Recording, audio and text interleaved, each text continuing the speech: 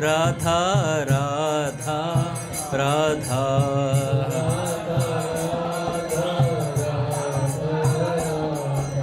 राधा राधा राधा राधा।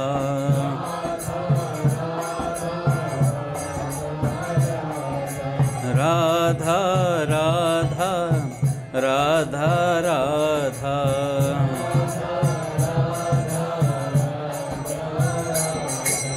बोलिए राधा माधव सरकार की जय। पूज्य श्री भाई जी महाराज की जय। पूज्य श्री राधा बाबा की जय। पूज्या मैया की जय। अपने प्यारे भैया की जय। पूज्य दादा की जय। भक्तवत्सल भगवान की जय। हरि बोल। बड़े सौभाग्य का क्षण है कि आज भी हमें सत्संग और कीर्तन का परम लाभ प्राप्त हो रहा है।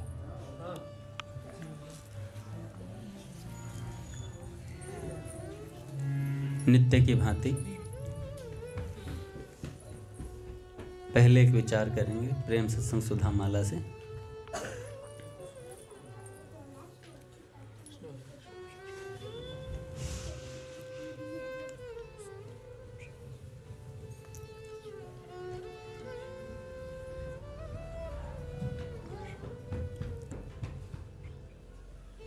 कल भी हमने शुरुआत करी थी कि बड़े भाग मानुष तन पावा। इस बात पर बार बार विचार करना चाहिए। इस बात पर बार बार विचार करना चाहिए कि बड़ी मुश्किल से मनुष्य शरीर मिला है। जब किसी चीज़ की दुर्लभता का हमें पता आभास रहता है तो निरंतर भगवान का स्मरण रहता है। नहीं तो अगर हमें दुर्लभता का आभास नहीं होगा तो फिर उसका महत्व नहीं पता रहेगा।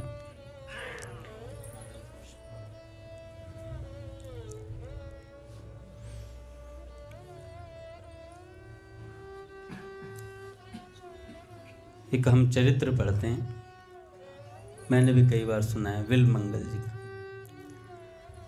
वैसे कथा तो भक्त चरित्र तो मैं मणिदास माली जी का सुनाऊंगा, लेकिन एक बात याद आ गई इसलिए उस पर विल मंगल जी के चरित्र पर गौर फरमाना चाहिए।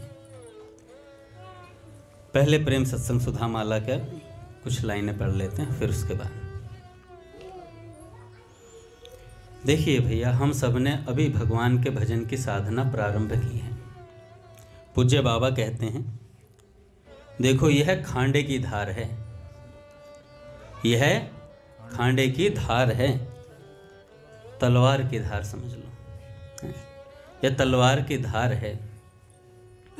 ज्ञान और भक्ति दोनों से ही न्यारी चीज है। ज्ञान और भक्ति दोनों से ही विलग चीज है। क्या? भगवत प्रेम। यह इतनी ऊंची चीज है कि इसके मार्ग में पैर रखकर चलने पर संसार को छोड़ ही देना पड़ता है। पर आपका मन अभी संसार की उन्नति में फंसना चाहता है, कूद कूद कर। घर गृहस्थी के झंझट में आप कूद कूद कर पड़ते हो। घर गृहस्थी के झंझट में आप कूद कूद कर पड़ते हो। मामूली से मामूली तुच्छ बात के लिए लोगों को उखाड़ फेंकते हो। और परिवार तो इतना प्यारा है कि इसके लिए आपको भला बुरा करने में कोई ग्लानि नहीं होती। अब आप ही सोचें, श्री कृष्ण प्रेम के मार्ग पर चलने वाले का भला यह ढंग हो सकता है? ये कौन बोल रहे हैं? पूज्य श्री राधा बाबा बोल रहे हैं, कोई साधारण व्यक्ति तो नहीं बोल रहे हैं। देखे, चित्त की बदमाशी नहीं छूटना एक बात है, भाई मन की बदमाशी नहीं छूट रही अलग बात है, तथा उसके लिए परवाह ना होना ये दिक्कत की बात है। चित्त की बदमाशी नहीं छूट रही पर उस ना छूटने की भी परवाह ना होना, ये दूसरी बात है। पर मेरी दृष्टि में चाहे गलत हो, मुझे ऐसा लगता है कि अभी आपके मन में यह पूरी लालसा ही नहीं है कि हमारा मन ब्रज लीला में जाए।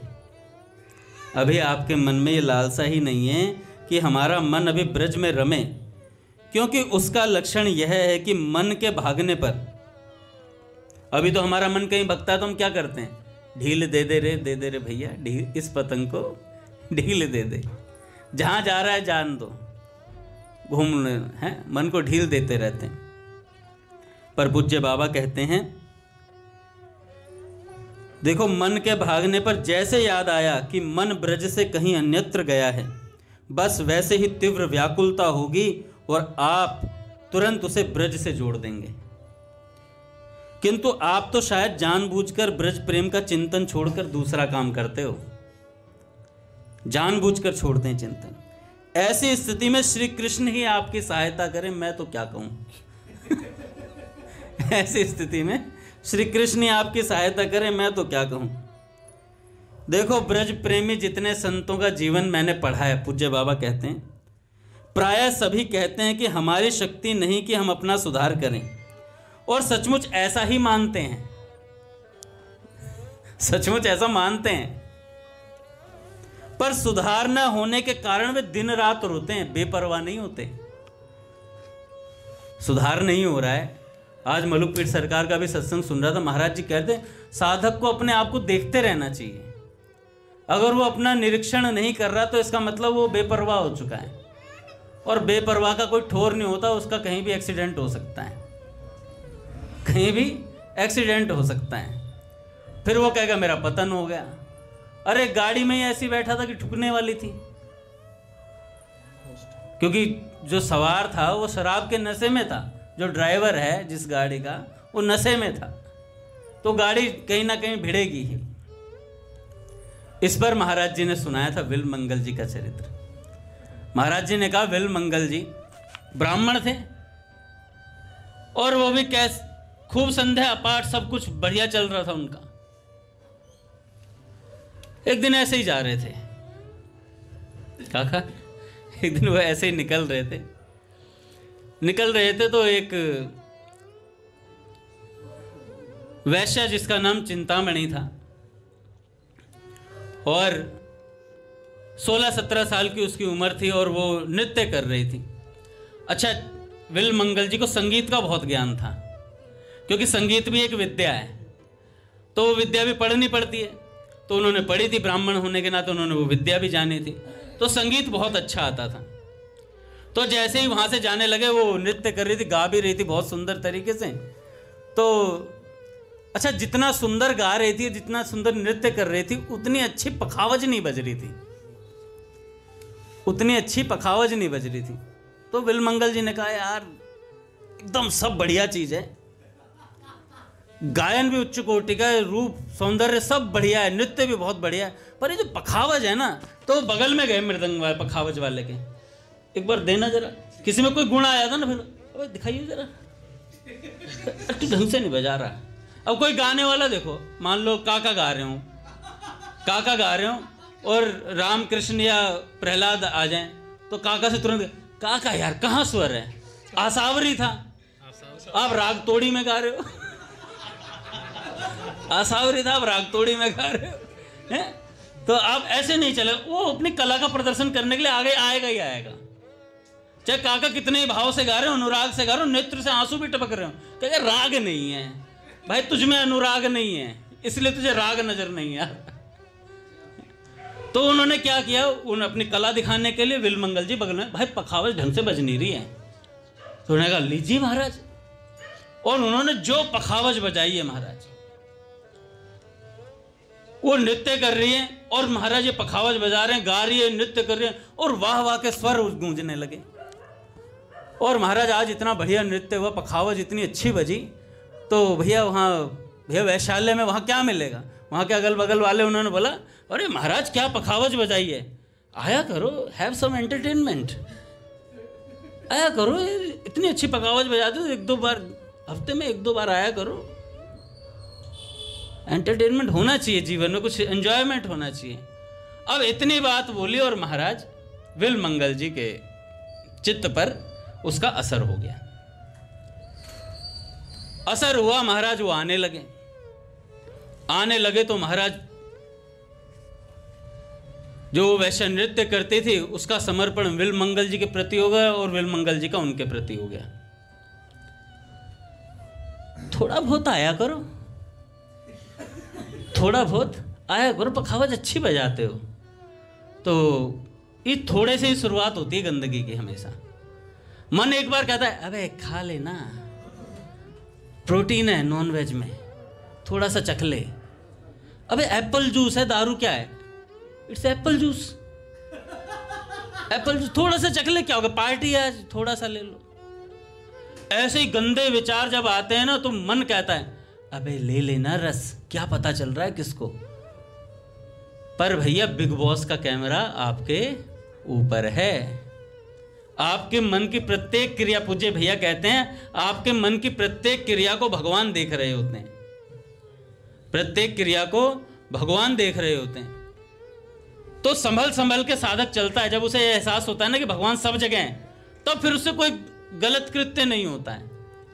और महाराज विल्वमंगल जी आसक्त हुए, और आसक्त होने के बाद तो इधर चला मैं उधर चला, फिर तो कोई पता नहीं महाराज। फिर तो ऐसी आसक्ति हुई, विवाहित थे, अपनी धर्म पत्नी को छोड़ दिया महाराज और वहीं रहने लगे, नित्य वहीं आने लगे। और एक दिन ऐसे आसक्त हुए, पिताजी के मरने पर भी, उनके श्राद्ध पर एक दिन का विछोह था, वो भी सहन नहीं हुआ। रात्रि में ही भगे, इतने कामांध हो गए कि वहां से रात्रि में ही भगे। और जब भगे तो पत्नी गई पीछे बचाए पकड़ने के लिए, तो जैसे ही उसमें कूदे तो पत्नी भी कूद गई। जल बाढ़ आई हुई थी, जल में कौन सी नदी थी मेरे को नाम याद नहीं, कृष्णा कुछ ऐसे नाम था। तो उस नदी में कूद गए और पीछे पीछे उनकी धर्मपत्नी कूद गई।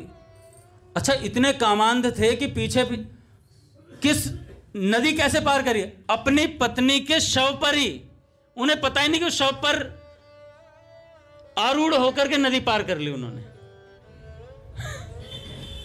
इस साइड आए और महाराज वहां पर चढ़ने लगे तो देखा तो एक रस्सी टंगी हुई थी। रस्सी से चढ़े ऊपर गए, चिंतामणि के पास जाकर के कहने लगे मैं आ गया हूं प्रिय। और जैसे ऐसे बोला, उन्होंने कहा तुम आए कैसे? इतनी बाढ़, इतनी बारिश हो रही है। पट खुलेंगे महाराज। श्री राम जय राम, जय जय राम।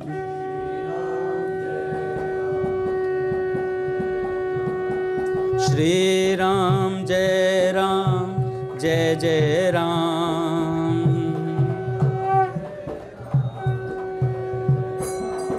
श्री राम जय राम, जय जय राम।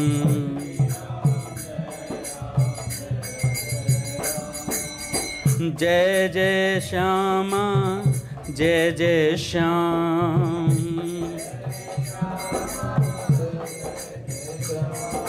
जय जय श्री वृंदावन धाम।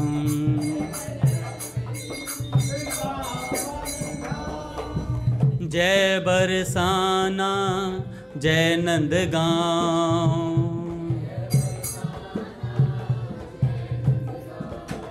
पावन राधे तेरो नाम।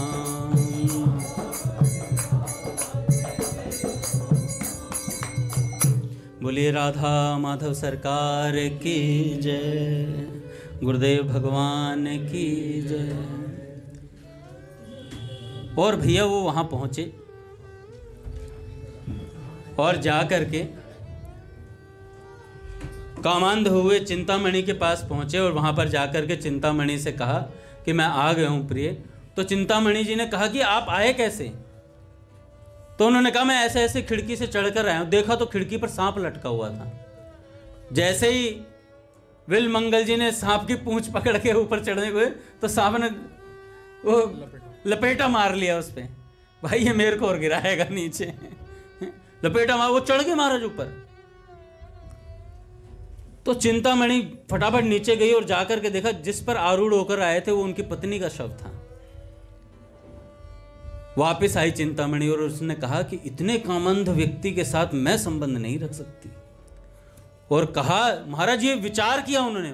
पूज्य मलुकपीठ सरकार कह रहे हैं उस वैश्य ने विचार किया, उसने कहा कि अगर ऐसी आसक्ति होती है जीव की, इतना कामंद हो सकता है जीव, तो मुझे ये संबंध नहीं रखना, मैं तो कल से ही शाम शाम का भजन करूंगी। अगले दिन से उसने कहा कि तुम्हें जहां जाना वहां जाओ, अब मैं तो भजन करूंगी। और विल मंगल जी महाराज, इतनी फटकार लगी, संसार से जब तक लात नहीं पड़ती ना तब तक बात समझ में नहीं आती। जैसे पढ़ाई करते थे ना, जब तक पापा के लठ और चप्पलें जूते मुंह पे थप्पड़ नहीं आते थे तब तक पढ़ाई में मन नहीं लगता था, और जैसे 1-2 बार कुटाई हो जाती थी महीने में, उसके बाद बहुत बढ़िया मन लगता था। उसके बाद पेपर में नंबर भी अच्छे आते थे, क्लियर भी हो जाते थे, और फेल हो जाते थे तो थपकी भी आती थी घर पे, धड़ाधड़ थपकियाँ पड़ती थी। आजकल के बच्चों को मार दो तो वो केस कर दें कोर्ट में, मास्टर पे भी और पूज्य पिताश्री पर भी। तो जब तक संसार की लात नहीं पड़ी, जब तक सब बढ़िया चलता है ना, घर गृहस्थी सब बढ़िया चल रहा है, तब तक ऐसा लगता है भजन की आवश्यकता ही नहीं। हो तो रहा है, थोड़ा 16 माला कर रहे हैं, भगवान की क्या आवश्यकता है। वी हैव नोट्स, रुपीज, पैसा है तो सब कुछ है। पर जब ये चला जाता ना तब कहते हैं, हाँ नाथ रमण पृष्ठ क्वासी क्वासी माँ, कुछ आप कहाँ हो प्रभु।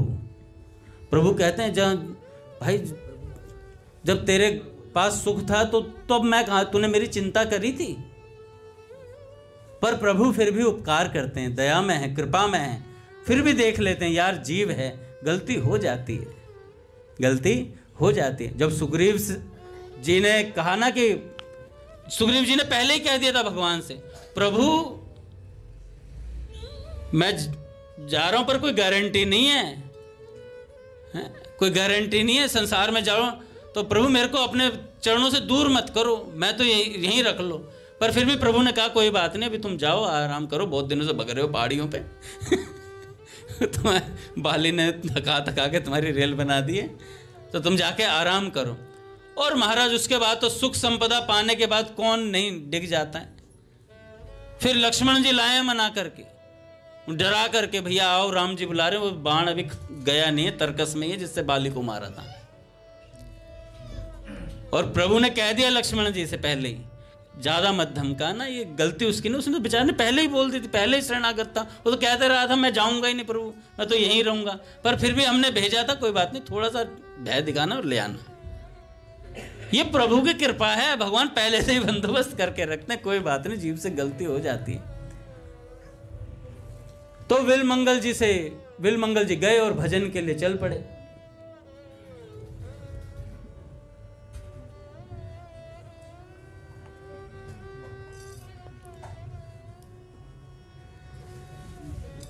हे नाथ, हे नाथ, क्या हुआ कि विल मंगल जी निकले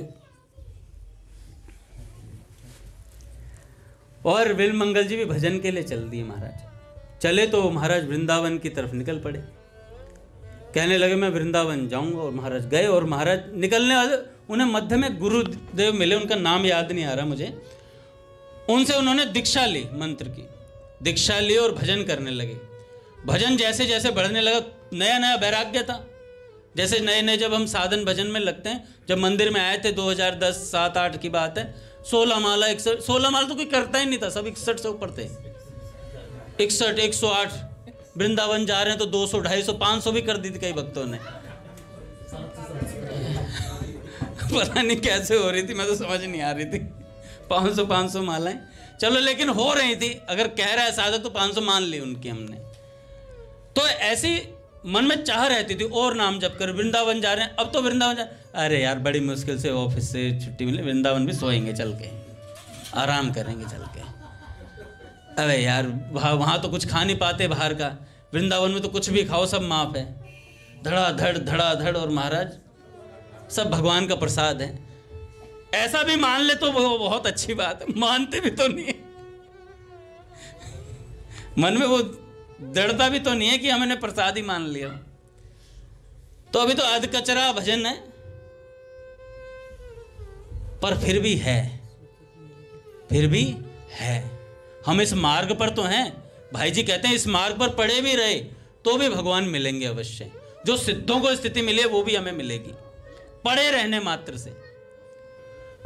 तो विल मंगल जी भैया नया नया वैराग्य था, गुरुदेव ने दीक्षा दी थी, खूब भजन करने लगे, ताबड़तोड़ मालाएं, ध्यान, वृंदावन का चिंतन, हर समय वृंदावन की आश, व्याकुलता जागृत हो गई।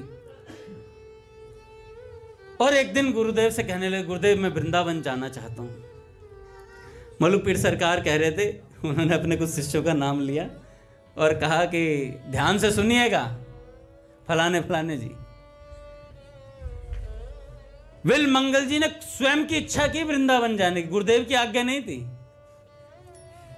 साधक अपने आप ही निश्चय कर लेता है, मेरा भजन तो सुदामा कुटी में होगा, मेरा भजन तो बरसाने की अटारी पर ही होगा, मेरा भजन तो मैं नंदगांव में वहां मतलब कदम्ब के वृक्ष के नीचे मैं ही बांसुरी बजाऊंगा ठाकुर जी के साथ। अपने आप धारणा है, निश्चय अपने आप। गुरुदेव से मतलब गुरुदेव के सामने जाकर बोला विलमंगल जी ने, गुरुदेव मेरा मन बहुत व्याकुल है वृंदावन जाने के लिए। तत्काल गुरुदेव ने कहा कि स्थिति अभी तुम्हारी ऐसी नहीं है कि तुम वृंदावन जाओ, स्थिति तुम्हारी अभी वैसी नहीं है, क्योंकि गुरुदेव को यथार्थ स्थिति पता होती है। ये वृंदावन जाके भी सोएगा राम सेवा आश्रम में, गर्मी में एसी वाला कमरा बुक करवाएगा सोएगा, आनंद लेगा, लस्सी पीगा ठंडी ठंडी, कभी चीला खाएगा और कुछ नहीं होगा। तो गुरुदेव ने कहा कि तुम्हारी स्थिति वैसी है नहीं, लेकिन फिर भी तुम्हारी व्याकुलता तो तुम जाओ। खुला छोड़ दिया गुरुदेव ने, अरे जाओ, अब जा सकते हो, तुम्हारी इच्छा है, तुम चाहते हो तो चले जाओ, ऐसी बात बोल दी। विल मंगल जी चल दिए, चले। और महाराज एक दिन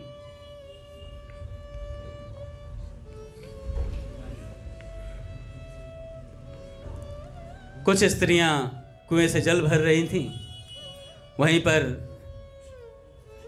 एक स्त्री को देखा, जो नेत्र थे वो उस स्त्री पर ही अटक गए।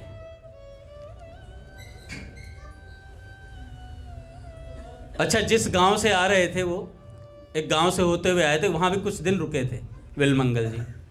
वहां के गांव वालों ने जो चढ़ा दिया था उन्हें, क्या सिद्ध कोटि का महात्मा है, मांगता नहीं किसी से, कोई आकर दे जाता तो शीत प्रसादी में 2 टूक खा लेता है, निरंतर भगवत चिंतन चलता है।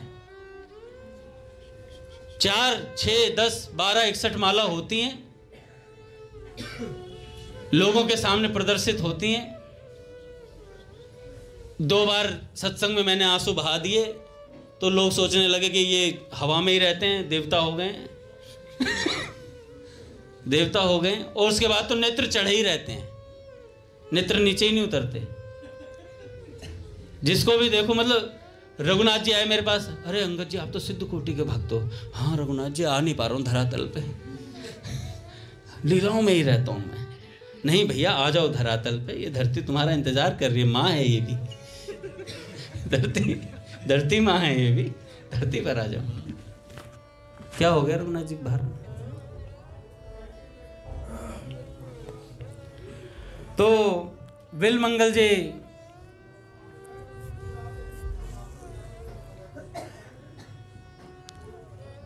तो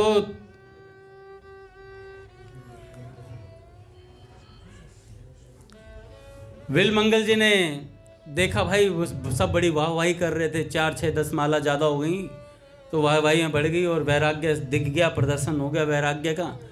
और उसके बाद विलमंगल जी चले तो कुएं पर कुछ स्त्रियों को देखा और एक स्त्री में चित्त आसक्त हो गया। उसकी सुंदरता इतनी अच्छी लगी, उसके पीछे पीछे उसके घर पहुंच गए। घर पहुंच गए महाराज। घर पहुंचे तो महाराज वो स्त्री को देखने के लिए आतुर थे। वो जिस वैष्णव का घर था, वो वैष्णव आए और उन्होंने देखा कि आप यहाँ क्यों खड़े हैं। तो उन्होंने कहा मैं तुम्हारी स्त्री को देखना चाहता हूँ। और महाराज वो अंदर गए और अपनी पत्नी से कहा कि तुम बाहर क्यों नहीं आते हो, संत खड़े हैं बाहर। और महाराज जब वो अंदर से अपनी पत्नी को लेकर के आए हैं, इतने में तो विलमंगल जी के चक्षु फिर जागृत हो गए भीतर के वैराग्य के। कहने लगे ये जो दृग्भूत हैं 2, इन नेत्रों ने मुझे फिर से आज पतन की गर्त में डाल दिया है, अब नहीं सहन होगा। और महाराज जैसे ही वो उनकी स्त्री आई बाहर और आते ही जैसे ही मन पवित्र हुआ ना, तुरंत कहा, माता अगर आप मेरे लिए कुछ करना चाहती हैं तो 2 सुएं ला दो बस मुझे। और 2 सुएं मंगाए महाराज, और सुएं लेकर के अपने नेत्र फोड़ डाले, नेत्र फोड़ डाले और कहा कि अब सही हुआ। तो उन वैष्णव ने कहा, हमसे अपराध हो गया लगता है, आपने अपने नेत्रों को कष्ट दे दिया। भक्तमाल में उन वैष्णव को बड़े भक्तिमान बोला है, ऐसे बड़े भक्तिमान कि भैया संत सेवा के लिए देखो क्या करने के लिए तैयार थे। तो तुरंत उन्होंने अपने नेत्रों को फोड़ा और महाराज उसके बाद कहा, अब मैं चाहता हूं यहां से। निकले महाराज, अब विरह अच्छा सच्चा था, अब प्रेम जागृत हो गया था। और महाराज वहां से वृंदावन के लिए निकले तो रास्ते में ही श्री कृष्ण मिल गए, रास्ते में ही श्री कृष्ण मिल गए। जहां चाह सच्ची होती है ना महाराज, वहां श्री कृष्ण साथ नहीं छोड़ते, फिर वो एक एक कदम अपने साथ लेकर चलते हैं साधक को, एक एक कदम। तो विल मंगल जी को लेकर के गए हैं साथ साथ, अपनी छड़ी वो पकड़ा दी और कहा कि ये पकड़ लो और तुम साथ साथ चलते रहो। अच्छा, जैसे ही वो छड़ी पकड़ी थी तो एहसास तो हो गया था विल मंगल जी को कि ऐसे में मेरे प्रभु के अलावा मुझे कोई संभालने वाला नहीं। और लकड़ी का छोर पकड़ते पकड़ते पकड़ते पकड़ते ठाकुर जी का हाथ पकड़ लिया। हाथ पकड़ते ठाकुर जी ने, कृष्ण कर्णामृत में आता है वो श्लोक, तो तुरंत बोला कि भाई वहां छुड़ाए जात हो निबल जान के मोए, हृदय ते जब जाओगे सबल बधूंगो तोय। और जैसे ही हाथ पकड़ा और महाराज कहा कि हृदय से नहीं जा सकते, हाथ ही तो छुड़ा सकते, तत्काल भगवान ने दर्शन दिए महाराज और कहा, तुम वृंदावन में पहुंच गए हो बिलमंगल।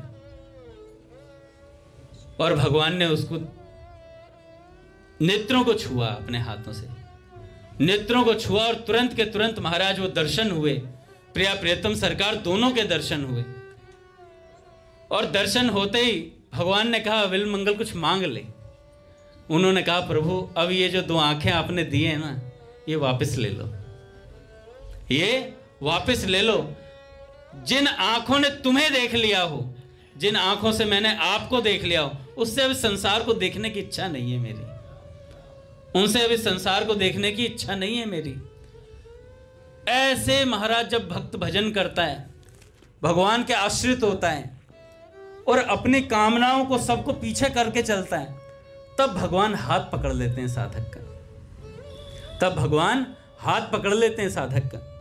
बाबा कहते हैं कि देखो भैया, जितनों का जीवन मैंने पढ़ा है, हमारी शक्ति नहीं कि हम अपना सुधार कर सकें, पर वे सचमुच ऐसा मानते हैं कि हमसे अपना सुधार होगा नहीं। और सुधार न होने पर वे दिन रात रोते हैं, सोते नहीं हैं, रोते हैं कि हमारा सुधार नहीं हो रहा है। उनमें अकड़ तो बिल्कुल नहीं रहती, खासकर संतों के प्रति अकड़ किसी के भी जीवन में नहीं मिलेगी। अभिमान को तो वो लोग जड़ से ही खत्म कर देते हैं। इस प्रेम के पीछे न जाने कितने करोड़पति भिखारी बन गए, रोटी के टुकड़े मांग मांग कर खाते फिरे हैं।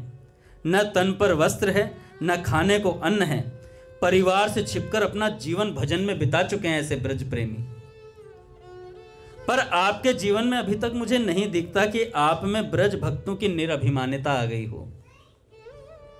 रुपए का महत्व तो अभी कम नहीं हुआ है, रुपयों को आप धूल समझते हो और मान को विष समझते हो, ऐसी बात तो मुझे तुम्हारे दिखाई नहीं देती अभी, बाबा कहते हैं। वरन उल्टा मुझे तो यह दिखता है कि आपके मन में अभी और धन पाने की चाह है, और यदि यह चालू रही तो मेरी समझ में आपका उद्धार तो हो सकता है। मेरी समझ में बाबा कहते हैं आपका उद्धार तो हो सकता है, 5 प्रकार की मुक्ति भी आपको मिल जाएगी। पर यह ढंग रखकर शास्त्रों के जो मैंने पढ़े हैं, देखे हैं, सुने हैं, उनके आधार पर कहता हूं आपको ब्रज प्रेम तो कतई प्राप्त नहीं हो सकता। ब्रज प्रेम तो कतई प्राप्त नहीं हो सकता। ब्रज प्रेम केवल उसी के लिए है जो उसके पीछे अपना सर्वस्व जलाकर भस्म कर डालने की इच्छा रखता है। संस्कृत में प्रेम के सिद्धांत पर बड़े सुंदर सुंदर ग्रंथ हैं। इस मार्ग के बड़े बड़े आचार्य हुए हैं, उन्होंने इस ब्रज प्रेम के मार्ग पर अलग छांटकर बड़े विलक्षण ढंग से समझाया है। उन्हें देखने पर पता चलता है ये कोई हंसी खेल नहीं है, ये मजाक नहीं है, इसमें भीतरी मन से अनंत जन्मों तक नरक तक में सड़ने की तैयारी कर लेनी चाहिए।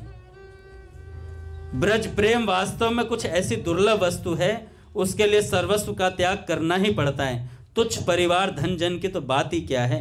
शांति मिले, आनंद मिले, हमें शांति नहीं मिलती और नहीं मिली, ये बातें किसके मन में हैं? उसके लिए भैया ये बातें जिसके मन में शांति नहीं हो रही, ये नहीं हो रहा, वो नहीं हो रहा, जिसके मन में ये बातें, उसके लिए वो तो छोड़ ही दे इस बात को। उसके लिए ब्रज प्रेम की बात करना, कहना, सुनना तो मजाक उड़ाना है। नारायण घाटी कठिन जहां प्रेम को धाम, विकल मूर्छा सिसकिबो ये मग के विश्राम। श्री कृष्ण आप पर कृपा करें, और कुछ नहीं कहना मुझे, केवल आपके मन में किसी प्रकार संसार से छूटने की लालसा जग जाए और दीनता आ जाए, फिर आपका काम बने। नहीं तो संसार को पकड़े रहना और ब्रज प्रेम पाना आज तक तो हुआ नहीं, आज तक तो हुआ नहीं, ऐसा बाबा कह रहे हैं। बाबा कहते हैं नाम जप और मन से श्री कृष्ण का चिंतन, ये दो बात पकड़ लीजिए, सब छूट जाएगा। खांडे की धार पर भी चले जाओगे, चलते चले जाओगे, पता नहीं चलेगा कब चले गए। मणिदास भक्त हुए एक माली थे और महाराज निरंतर भगवान नाम कीर्तन में उनकी आसक्ति थी, खूब भजन करते थे, कीर्तन करते थे। उनकी पत्नी भी थी और शायद एक बच्चा भी था उनके। भाई जी के शब्दों में बताऊंगा। अच्छा पूज्य भैया आ रहे हैं तो बता दीजिए मुझे एक बार, आ रहे हैं भैया? ठीक। तो भैया जगन्नाथपुरी में एक मणिदास नाम का एक माली रहता था। फूल और फूलों की माला बेचकर मणिदास अपने कुटुंब का पालन करता था। लोक दृष्टि में अशिक्षित होने पर भी मणिदास सच्चा शिक्षित था। क्यों सच्चा शिक्षित था? क्योंकि वो भजन करता था, कीर्तन करता था। वो सब अनपढ़ हैं जो ज़्यादा पढ़ाई करके भजन में भी नहीं लग पा रहे ना, वो सब अनपढ़ हैं, बेकार हैं सब। दीन दुखी प्राणियों पर दया करना और पाप छोड़कर भगवान का भजन करना भगवान के दरबार में वही बड़ा है जो दुष्कर्मों का त्याग करके भगवत स्मरण करता है तथा संसार के सब प्राणियों को भगवत स्वरूप मानकर सबकी सेवा करता है, कर्तव्य समझता है। चाहे वह संसार की दृष्टि में गरीब, तिरस्कृत और पतित ही क्यों ना हो, पर वह भगवान की दृष्टि में उच्च कोटि का है, भगवान की दृष्टि में उच्च कोटि का है। कुछ समय बाद देव की प्रेरणा से मणिदास के एक एक करके सभी स्त्री और पुत्रों का देहांत हो गया। सबका देहांत हो गया। मणिदास इसे विपत्ति समझकर घबराया नहीं, पसरा नहीं। ऐसे लोग पसर जाते हैं ना कि अब क्या होगा। एक बार दामानी जी पिताजी बता रहे थे, कह रहे मेरी माताजी का देहांत हुआ। पिताजी तो अपनी स्थिति में स्थित रहते हैं, उनको तो रुदन आया नहीं। तो पिताजी एक दिन बता रहे थे, कह रहे सब आए, रोने वाले आ रहे हैं। तो रिश्तेदार आ रहे थे, एक सज्जन बहुत रुदन करते हुए आ रहे थे। पिताजी ने कहा भाई क्या हो गया? दामानी जी पिताजी क्या हो गया? कह रहे माताजी, कह रहे मेरी गई है ना, मैं रो रहा हूँ। पिताजी स्पष्ट बोलते हैं, पिताजी मैं रो रहा हूँ, मेरी माँ गई है। रो मत, ये आंसू मेरी माँ को पीने पड़ेंगे फिर तुम रुदन करोगे तो। आओ बैठो, शोक का कुल रहो थोड़ी देर, लेकिन ये रुदन नहीं करना है। तो जब पसर जाते हैं ना बिल्कुल, अब क्या होगा, सब बढ़िया होगा, हमारे मन में आते ना अब क्या होगा, सब बढ़िया होगा। क्योंकि घटिया कभी भगवान ने करा ही नहीं कुछ। घटिया तो हम करते हैं, घटिया तो जब भी करते हैं हम करते हैं अपनी बुद्धि से। भगवान जो भी करते हैं वो बढ़िया करते हैं। तो नून होनी नहीं चाहिए। जैसे जाहि विधि राखे राम ताहि विधि रही है, और नून करने से कुछ होता भी नहीं है।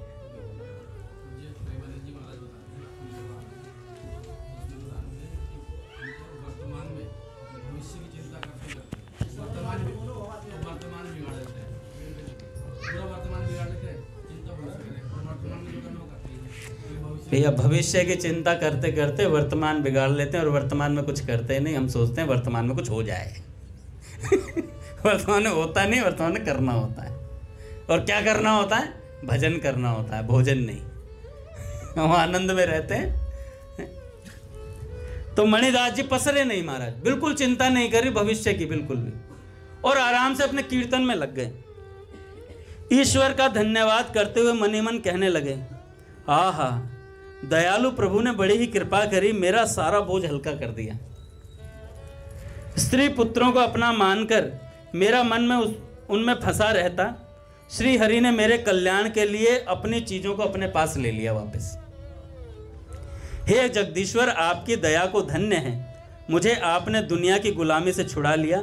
मैं आज तक विषयों का दास था, मोह मदिरा के नशे में, परम प्रेम में, परम दया में प्रभु को भूल रहा था।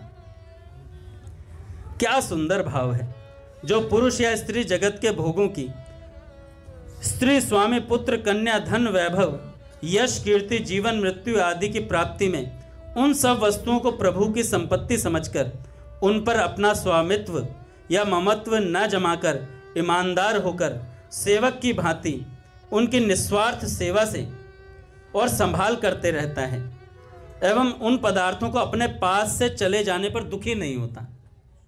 कोई पदार्थ चला जाए वो दुखी नहीं होता, भक्त कहता है कोई बात नहीं, अपना था नहीं, भगवान का था, भगवान ने अपने पास ले लिया। अब भैया जो मणिदास थे वो कीर्तन करने लगे, कीर्तन में मस्त रहते थे, निरंतर खूब भजन करते। जगन्नाथ जी के मंदिर में प्रांगण था तो उसमें कीर्तन किया करते थे जाकर के। धीरे धीरे उनकी ख्याति बढ़ने लगी, क्योंकि कीर्तन करते थे, खूब नाम जप करते थे, निरंतर नाम का आस्वादन, कीर्तन का आस्वादन, यही उनका जीवन बन गया था। अब क्या हुआ कि एक बार ना वहीं पर कथा चल रही थी, एक वक्ता की कथा चल रही थी, तो कथा के समय पे अपना वो करताल लेकर आ गए। उनका तो नित्य का समय था, उन्हें थोड़ी पता यहाँ कथा शुरू हो गई, उनका तो नित्य कृत्य था। अपना मजीरे झाल लेकर के आए और अपना कीर्तन करना शुरू कर दिया जगन्नाथ जी के प्रांगण में। कीर्तन करते करते इतने मस्त हो गए महाराज, उन्हें तो नाम से इतना प्रेम था, इतना कीर्तन से प्रेम था, मस्त हो गए। तो महाराज वो वक्ता किलस गए, कह रहे यार यहाँ कथा चल रही है, ये कीर्तन नाच रहा है। मणिदास कीर्तन में मस्त होकर अपना रंग जमाते और नाचते नाचते खूब मदमस्त रहते। और जो पुराण की कथा चल रही थी उनकी, पंडित जी की, वो तरह तरह के भाव बनाकर कथा कहा करते थे पंडाल में, बढ़िया तरीके से कहने का प्रयास करते। उनका हृदय शुष्क था, हृदय में भक्ति नहीं थी, ऊपर से बनावटी बात करते थे, उसमें भगवत प्रेम रस की धारा नहीं बहती थी। एक दिन कथा हो रही थी, इतने में करताल बजाते हुए मणिदास पहुंच गए। रामकृष्ण हरि की ध्वनि करता हुआ मणिदास वहां जा पहुंचा। श्री जगन्नाथ जी का दर्शन करते ही वह आनंद में मग्न हो गया। क्या वहां पे वो है ना गरुड़ स्तंभ है, उनके पीछे से दर्शन करते थे वो, और कई बार कीर्तन करते करते आगे बढ़ जाते थे कई बार बढ़ जाते थे आगे, क्योंकि शुद्ध नहीं रहते थे उन्हें कीर्तन करते हुए। तो जगन्नाथ जी का दर्शन करते ही वह आनंद में मग्न हो गया और उन्मत्त होकर नाचने लगा। नाचते नाचते वह कथावाचक जी के पास जा पहुंचा। उसे यह पता ही नहीं था कि वह कहाँ है और क्या कर रहा है। भैया जो भगवान का प्रेमी, उसे भय किस बात का। कथावाचक जी को उसका यह आचरण बहुत बुरा लगा, उनको गुस्सा आ गया और उन्होंने कथा रोककर उसे डांटना शुरू कर दिया। परंतु वहां सुनता कौन, कथावाचक जी जो बक रहे थे बाबूजी के शब्द है भैया, मेरे शब्द नहीं। कथावाचक जी जो बक रहे थे वह अपनी मस्ती में नाच रहा था। कथावाचक जी को गुस्सा और भी बढ़ गया। अब श्रोताओं ने भी साथ दिया और गालियों के साथ मणिदास पर थप्पड़ बजाने लगे। गालियों के साथ मणिदास पर थप्पड़ बजाने लगे। बहुत देर तक अत्याचार चला। अंत में मणिदास को जब बाह्य ज्ञान हुआ तो वह भौचक्का सा रह गया, यार ये हुआ क्या मेरे साथ। कुछ ही समय में उसे सारी बातों का पता लग गया। उसके मन में प्रणय कोप हुआ। वह चुपचाप वहां से निकलकर एक मठ में जाकर छुप गया। उसने मन ही मन प्रभु से कहा, देखिए कितनी सुंदर प्रार्थना है। देखो संत जो प्रार्थना लिखते हैं ना, हमें प्रार्थना करनी नहीं आती ना, हमारे पास वैसे सुंदर शब्द होते हैं, पर इन संतों की प्रार्थना को जब पढ़ते हैं ना तो वो शब्द मिल जाते हैं हमें प्रार्थना करने के लिए। तो मणिदास कहते हैं भगवान से, प्रभु के सामने यदि मुझे प्रभु की कथा कहने सुनने वाले मारते हैं तो मैं कहाँ जाऊं प्रभु, तो मैं कहाँ जाऊं शायद, और मैं वहाँ क्यों जाऊं फिर कीर्तन करने, जब वहाँ मेरी पिटाई हुई, भगवान के सामने मेरी पिटाई हुई, तो मैं वहाँ क्यों जाऊं। शायद प्रभु यही चाहते हों। कथावाचक जी ने अपनी विजय समझी इसमें। मणिदास आए नहीं, अगले दिन खुश हो गए। उन्हें यह पता नहीं था कि भगवान विद्या पर नहीं रीझते, वे तो प्रेम के भूखे हैं। जिस हृदय में प्रेम होता है वहीं भगवान का निवास होता है। दिन बीत गया, सूर्य नारायण अस्ताचल को पधारे। मंदिर में संध्या की आरती हुई, परंतु आज मणिदास नहीं आया। आज उसने अन्न जल भी ग्रहण नहीं किया। मंदिर की सेवा समाप्त हुई, भंडार बंद हो गया। सब के सब बाहर चले जाने पर पट बंद कर दिए गए। पुरी के नरेश अपने महल में सोए हैं। अकस्मात उन्होंने देखा मानो स्वयं श्री जगन्नाथ प्रभु प्रकट होकर उनसे कह रहे हैं, राजा तू बड़ा बेखबर है, तुझे यह भी खबर नहीं कि तेरे राज्य में, अरे मेरे मंदिर में क्या हो रहा है। मेरा प्रेमी भक्त मणिदास मंदिर में करताल बजाकर नाचा करता है और मुझे आनंद प्रदान करता है। आज तेरे कथावाचक ने उसे मारकर मंदिर से निकाल दिया। उसके कीर्तन नाद को सुने बिना आज मेरा आनंद फीका हो रहा है। मेरा मणिदास मंदिर के बाहर, ये जो मेरा शब्द है ना महाराज, ये भगवान बहुत कम लगाते हैं, किसी किसी के लिए लगाते हैं, कि मेरा मणिदास, मेरा रघुनाथ, मेरा विदुर हैं क्या बोला है? आहा स मैं भक्त प्रिय, 12वें अध्याय में है। तो भैया मेरा शब्द जब भगवान बोलते हैं, सोचो कितना प्रेम करते होंगे भगवान भक्त से। और कहा कि मेरा मणिदास मंदिर के बाहर मठ में भूखा प्यासा पड़ा है और तू सो रहा है। पुरी के नरेश से कहा, तू स्वयं वहां जा और आइंदा उसके कीर्तन में कोई विघ्न ना हो, ऐसा प्रबंध कर। जब वह करताल बजाकर प्रेमानंद में मस्त हो मेरे सामने नाचेगा, तभी मुझे आनंद आएगा। देख अब आगे से कोई कथावाचक वहां कथा ना करे कभी। कथा की व्यवस्था लक्ष्मी जी के मंदिर में हो आगे से, जगन्नाथ जी ने कह दिया। मेरा सभा मंडप तो मेरे प्रेमी भक्तों के भजन कीर्तन के लिए सुरक्षित रहे। आहा आनंद सागर भगवान की करुणा तो देखिए, वे भक्त के आनंद से आनंदित होते हैं। उधर मठ में पड़े हुए मणिदास ने देखा, अकस्मात प्रकाश हो गया मठ के अंदर, और उसमें से भगवान श्री जगन्नाथ जी ने प्रकट होकर उसके सिर पर हाथ फिराते हुए कहा, बेटा मणिदास, अरे तू भूखा क्यों रहा?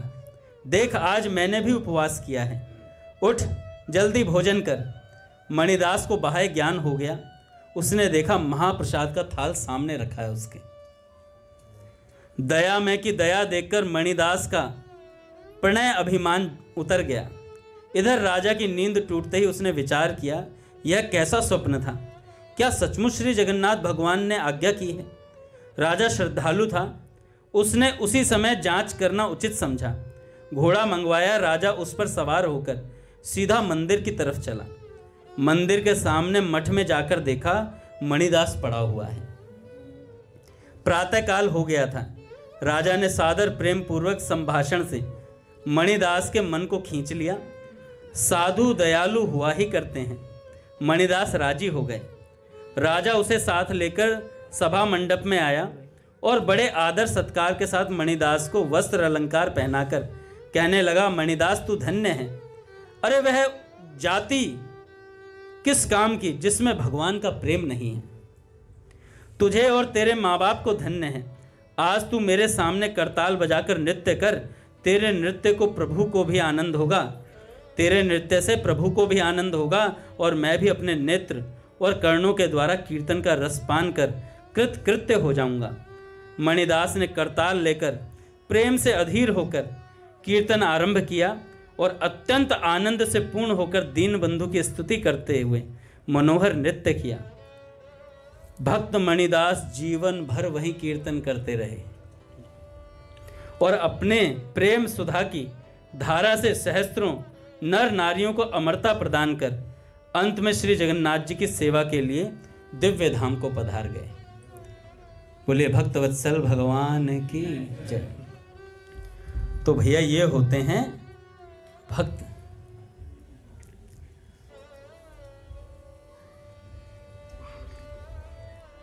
एक एक भक्त का चरित्र ऐसा है महाराज, और पुस्तकें अनंत हैं।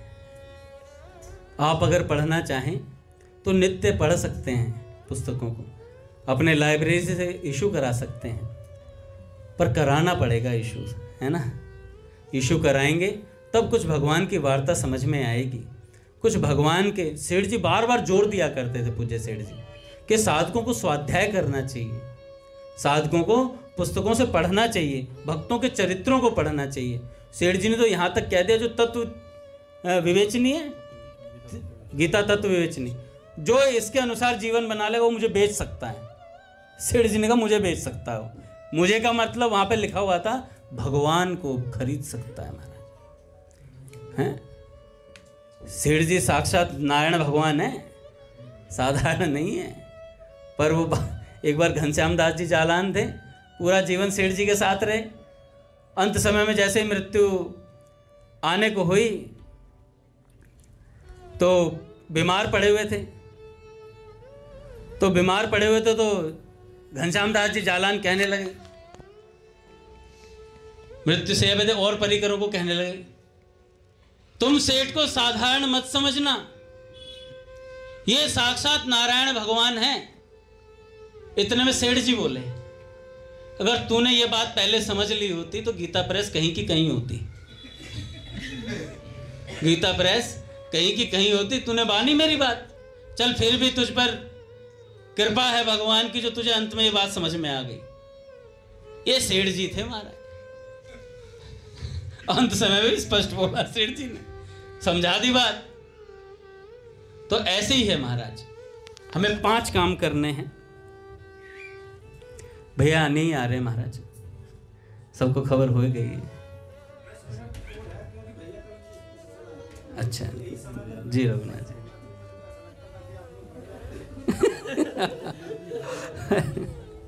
चलो भाई, 5 सीधे 3 काम पढ़ लेते हैं, उसके बाद फिर ओवर करते हैं, क्योंकि उसके बाद सबको नींद भी आ रही होगी, सर्दी है, सब जाते 11 बजे तक सो जाते हैं सब।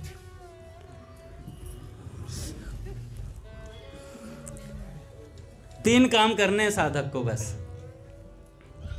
राघव जी, भगवान नाम का जप, दूसरा बाहरी पापों का बिल्कुल त्याग, और तीसरा भगवान की दया पर विश्वास। इनमें से 2 ना हो तो एक तो करनी चाहिए, भगवान के नाम का जप। निरंतर करते रहने की कोशिश करेगा नाम जप, तो कलयुग में केवल क्रिया से तारने वाला और महान फल देने वाला केवल भगवान नाम है, केवल भगवान नाम है। बोलिए भक्तवत्सल भगवान की जय। आरती कर लेते हैं।